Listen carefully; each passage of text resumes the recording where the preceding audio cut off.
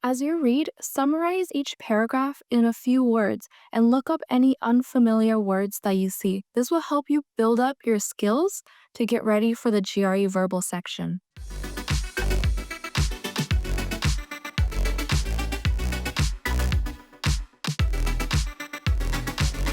Hey everyone, Aideni from Magoosh here. Welcome back to another video. Today we're going to dive into some GRE verbal tips. Whether you're aiming to get a 160 plus or you're just getting started with your GRE prep, these beginner-friendly tips will help you set your strategy so that you can succeed on this section. Now, the GRE verbal section may seem daunting at first with its long passages and complex vocabulary, but don't worry, we're going to break it down today so that you can boost your score and do great on this section. So let's get started. Okay, first, let's go over what the GRE verbal section entails. So there are 3 question types: text completion, reading comprehension, and sentence equivalence. These sections will test your vocabulary, reading comprehension, and critical thinking skills. Doing well on the GRE verbal section can really make your grad school application stand out, depending on what program you're applying to.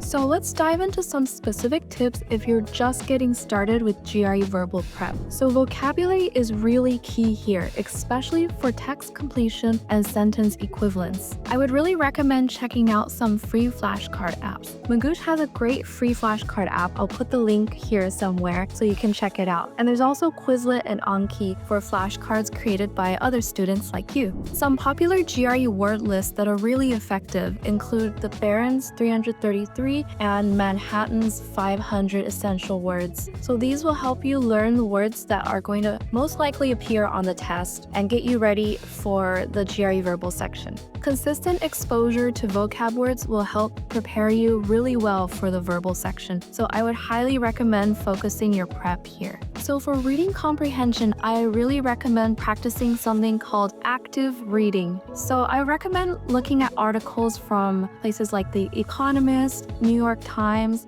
Scientific American, or The Atlantic. As you read, summarize each paragraph in a few words and look up any unfamiliar words that you see. This will help you build up your skills to get ready for the GRE verbal section. And one last tip if you're just getting started, build a consistent study routine. Even if it's only 30 to 60 minutes a day, a routine will really help you get in the flow of studying and make sure that you stay on track with your study plan. Regular practice will also help you build your verbal skills over time. So I would highly recommend getting on a study plan and really blocking out that chunk of time each day to prepare for the GRE verbal section. Okay, let's try a reading comprehension question. I'll read a passage and then you'll practice summarizing it in 1 or 2 sentences. This skill will be critical for answering GRE verbal questions accurately. Let's get into it. Okay, so let's look at a reading comprehension passage. So here's what it says. For much of the 20th century, paleontologists theorized that dinosaurs, like reptiles, were ectothermic, their body temperature regulated externally. These scientists, however, based their conclusions on faulty reasoning, claiming that scaly skin was common to all ectotherms. Birds, which are ectothermic, do not have scaly skin, and that the dinosaur size could account for ectothermy. Some adult dinosaurs weighed as little as 10 pounds. Supplanting this theory is an entirely new line of thought. Dinosaurs were actually mesothermic, neither warm nor cold-blooded. By taking this middle ground, some paleontologists maintain that dinosaurs were faster than a similar-sized reptile, yet did not require as much food as a similar-sized mammal. To substantiate this theory, paleontologists intended to study how birds, the dinosaur's closest extant relative, might have at one time been mesothermic. So, without looking at the questions, try to summarize in 1 or 2 sentences what this passage means. Now let's look at the questions and see if what you summarized actually helps you answer these questions. So question 1 asks, the 2 parts in parentheses serve to do which of the following? A. Summarize 2 claims that the author of the passage ultimately repudiates. B. Highlight commonalities between birds and dinosaurs. C. Provide rebuttals to commonly held views regarding physical aspects of dinosaurs. D. Describe a recent theory that the author of the passage supports. E. Furnish information regarding contradictory notions of dinosaur behavior.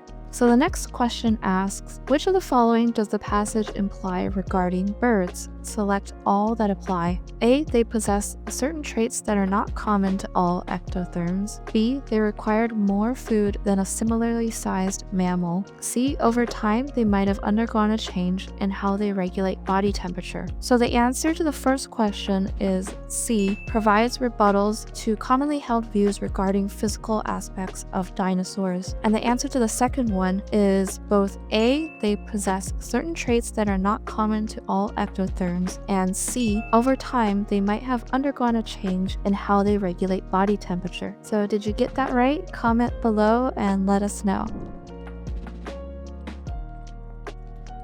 Okay, tip number 1 I have is to summarize. One of the most important strategies you can use on the GRE verbal section is to summarize key ideas in the reading comprehension passages and complex sentences. By summarizing each passage, you'll be able to navigate the main ideas, draw inferences, and understand complex sentences found in this section. So I would start by summarizing GRE level reading material such as the New York Times or The Economist. So pick an article, set a 5-minute timer, and then skim through the article, and then jot down 1 or 2 sentences about the key ideas. The more you practice, the more effective you'll become at understanding GRE verbal passages. So tip number 2, you might have heard on this channel before, but it's to mine practice problems for vocabulary. While there are plenty of great flashcard apps and word lists out there, don't overlook vocabulary words that are in real practice problems. If a vocab word appears on an ETS practice test, there's a very good chance that it'll appear on the actual test itself. So after each practice session, note down any unfamiliar words and then add them to your personal GRE vocabulary list. This will really help build up your vocabulary and get you ready for those complex words you'll see on test day. This method is one of the most effective ways to build up your vocabulary for GRE verbal. Memorizing vocabulary is one thing, but actually seeing it in context on real practice questions will help your brain understand how to process the information and how to get to the right answer on test day. Okay, let's practice again. Here is a sample text completion question. Read through the question and note down any unfamiliar words you see, and then add them to your vocabulary list. Okay, let's try this text completion question. So here's the question. The gossip columnist 1 was blank 2, the number of her published columns. The more articles she wrote, the more untruths she spread. So the choices for blank 1 are A. Calumny, B.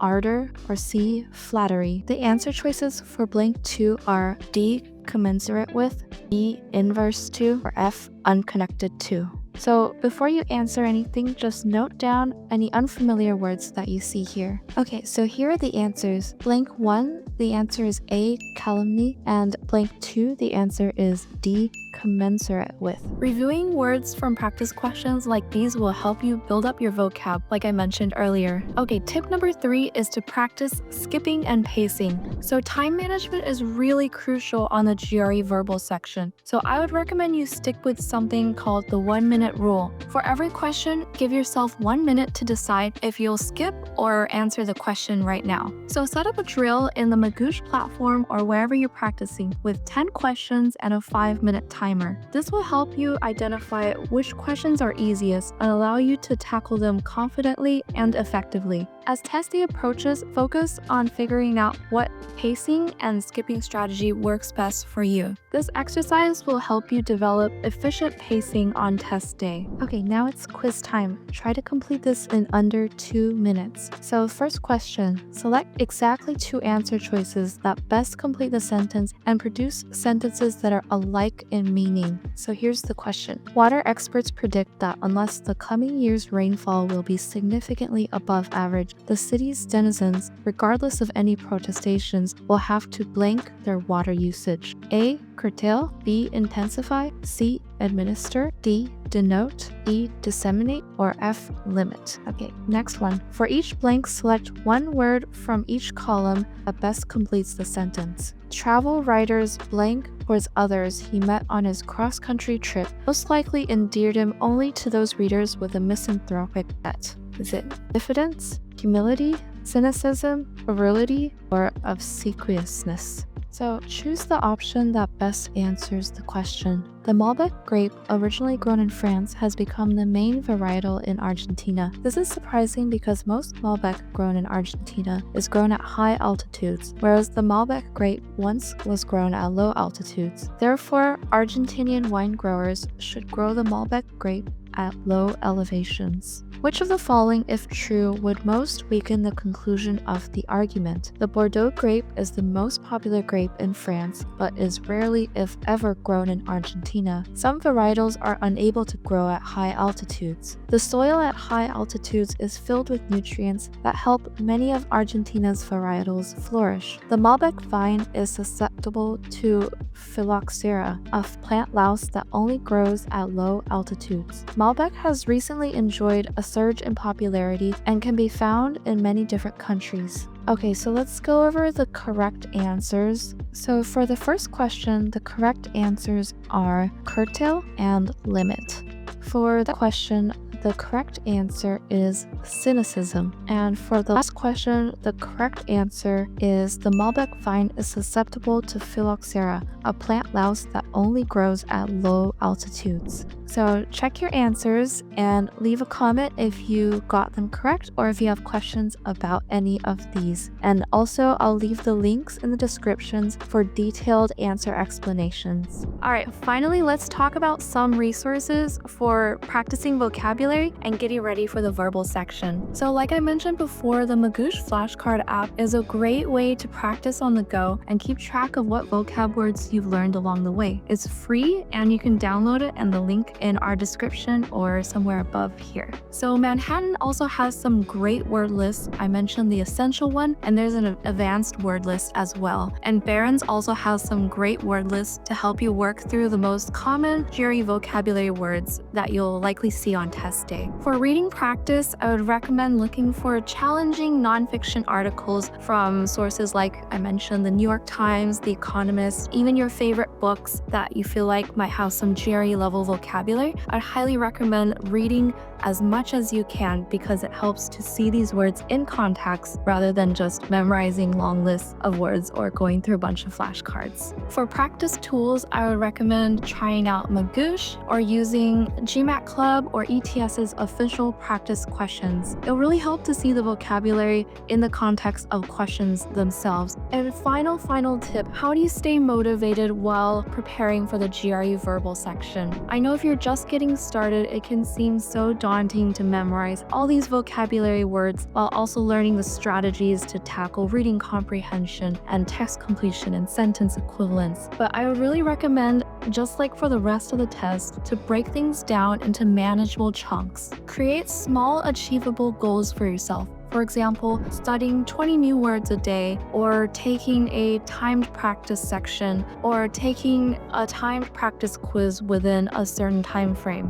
Reward yourself when you hit these milestones so that it feels real and fun and satisfying to get through GRE verbal prep. I'd also recommend keeping a progress journal where you can write down new words that you're learning every day or each practice test you complete. Seeing your progress can be really motivating, especially on the longer study days. So don't skip out on the progress journal as well. Alright, so these are my top tips for GRE verbal for beginners or anyone just starting out. Remember, vocabulary is key here. Reading comprehension strategies are essential, and most importantly, having a consistent study routine. Remember, start small, stay consistent, and you'll see the progress day by day, week by week. And trust that your skills will improve with time and practice. So if you like this video, please be sure to give it a like and subscribe for more GRE verbal tips from Magoosh. And best of luck on your GRE verbal prep journey. If you have questions or want advice, leave a comment below and we will be sure to take a look.